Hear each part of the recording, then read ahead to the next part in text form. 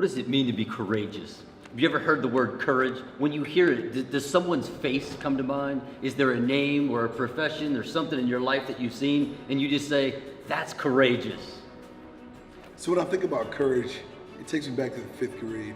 I remember the first time when I moved to the school. It was in a whole new state, and there was a kid that I just became friends with. Me and him were just the kids that nobody else hung out with. And one day, the kid asked me to stay close to him during the lunchroom, during lunch in the lunchroom. And what I didn't know was a group of bigger kids were about to jump this guy. And I had the opportunity. I could have joined in with the bigger kids, or I could have stayed and stuck with my friend.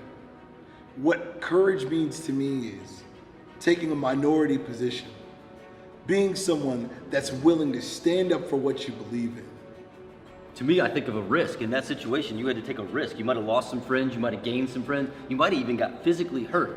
But there's no way that you could be courageous without a risk. In fact, courage doesn't need to be present unless there is a chance that something might happen. Or said another way, if you cannot fail, there is no reason to be courageous. In fact, just go ahead and be complacent. So what I think of is I think of those times in my life where I get to make a choice, where I might screw up, I might mess up, I might get hurt. But I make the choice anyway because it's good enough and I believe in it enough. See, for us, we're courageous enough to get on stage and tell you about the times in our lives that we failed. I'm courageous enough to let you know that I have said and done hurtful things to people. But that's who I was and not who I am. So my challenge to you is, are you bold enough, are you courageous enough to walk around and declare who you are and let everybody know it? So another way that I show my courage is I love, and I try not to tell this to folks, because sometimes people make fun of me, I love old school music. I'm talking like Al Green, Stevie Wonder. Sometimes I'm just bumping through my neighborhood. I live in the hood, you know what I'm saying? I'm bumping through my neighborhood, I'm at a stoplight and people laughing at me, and I really don't care. I mean, it's who I am. It's music that I love, it's things that I listen to. Sometimes we just need the courage to be ourselves. Mm-hmm. If you like a certain type of clothing, you like a certain type of music, don't let your age or your race or your gender keep you from really enjoying life. What makes you strong? What does strength mean to you? Write down your own definition of courage.